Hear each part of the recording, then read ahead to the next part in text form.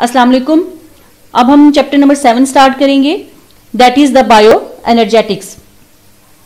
Bio energetics means as you all know that in the living bodies there are two forms of energy, that is the potential energy and the kinetic energy.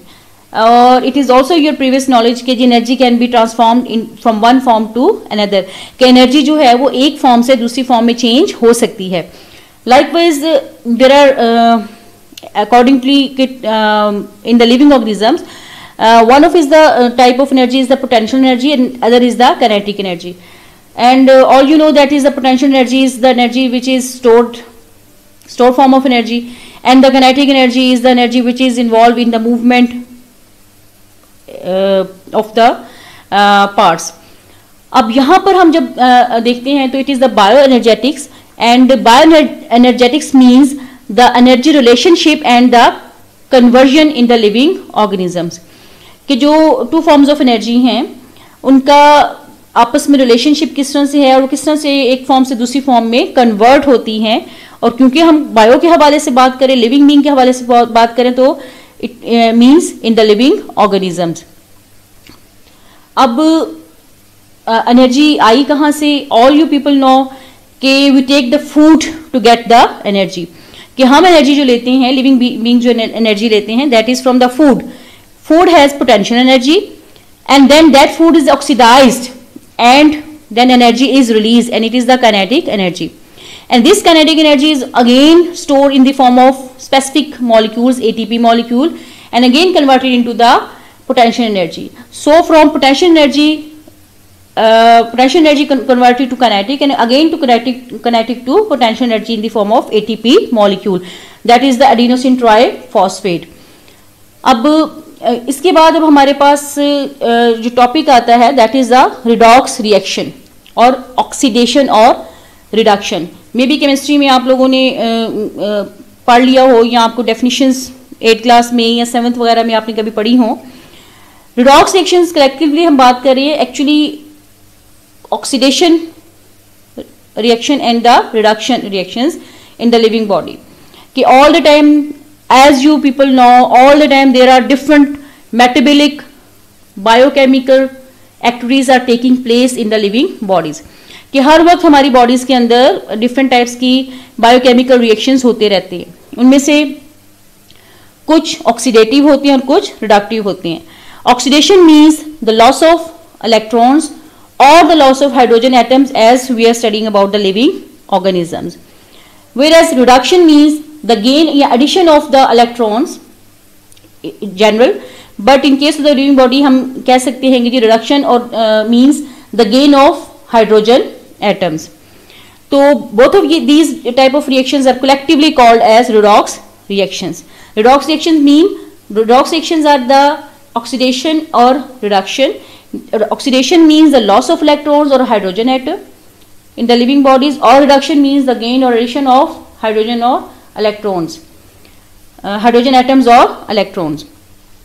अब हम जब बात करते हैं जी loss of electrons हो रहा है, as you know कि जी electrons actually are the particles of the atom that can move from one atom to another, कि जब बॉन्डिंग होती है, मॉलिक्यूल की फॉर्मेशन होती है, तो electrons from one atom move करते हैं to the other atom, and the electrons are the source of energy and it depends on the their arrangement and location in the atom. अगर एक electrons are present in the oxygen atom तो they have the stable association and they are not the good source of energy, but if they are present the carbon or elsewhere means to say कि जी hydrogen atom, तो they have unstable relationship or association with that, or they try to move back towards the oxygen atom or to get the stable condition, so they release energy. अब इसके बाद हमारे redox reactions के बाद हमारे पास एक जो मेन एक टॉपिक आता है that is the ATP stands for adenosine triphosphate. ATP is the abbreviated form and it stands for adenosine triphosphate. It is also called the energy currency of the cell, कि जो भी energy after the respiration release होती है that is converted in the form of molecules, हमारी body में store हो जाती है in the form of molecule, and that molecules are called the ATP molecules or adenosine triphosphate. and firstly they were studied by the Carl Lohmann in the 1929. This ATP molecule is very much important as it is involved for formation of different types of molecules in the body, like was macromolecules. Macro means the larger molecules, complex molecules जैसे हमारे RNA, DNA, nucleic acid के molecule हो गए, etc. अब ATP molecule is the source of energy, or it is because of its molecular structure. As it is showing कि जी there is a ribose sugar, and with the ribose there is adenine, a double ring nitrogenous base is attached, and the 3-phosphate molecules, 1, 2 and 3-phosphate molecules. What is the composition of ATP molecule या adenosine triphosphate? Adenosine triphosphate is composed of adenosine and 3-phosphate groups. Adenosine actually composed of the ribose sugar and the double ring nitrogenous base. Adenosine किसका बना हुआ है? Ribose 5 carbon sugar ribose and the double ring nitrogenous base adenine, जिसके साथ क्या attach होती है? 3-phosphate के मॉलिक्यूल्स अटैच होते हैं. अब ATP actually is the energy releasing and energy consuming process. It's a cyclic process. कि अगर एटीपी के मॉलिक्यूल की फॉर्मेशन हो रही है तो एटीपी के मॉलिक्यूल का ब्रेकडाउन भी हो रहा है. There is the formation of ATP molecule takes place और the breakdown of ATP molecule takes place.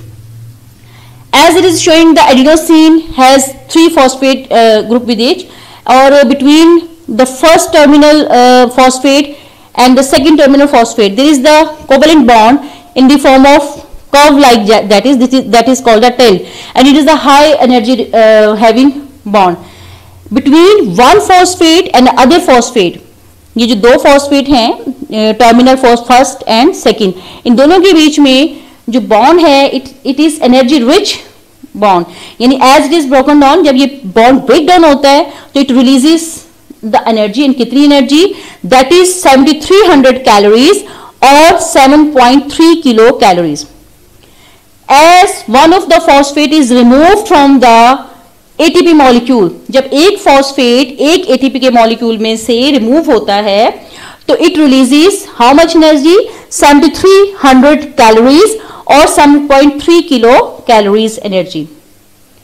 अब as the one phosphate is removed from the ATP, जैसे यहाँ पे हम show कर रहे हैं, तो it becomes ADP या adenosine diphosphate.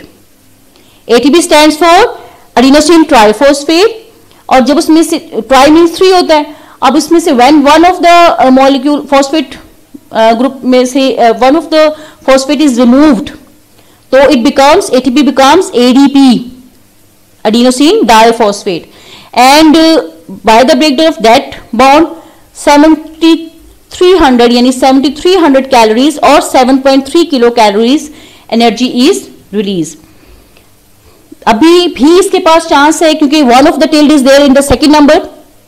तो again if the second phosphate is again removed तो ADP becomes AMP, adenosine diphosphate में से अभी एक मॉलिक्यूल फॉस्फेट और रिमूव होने का चांस है.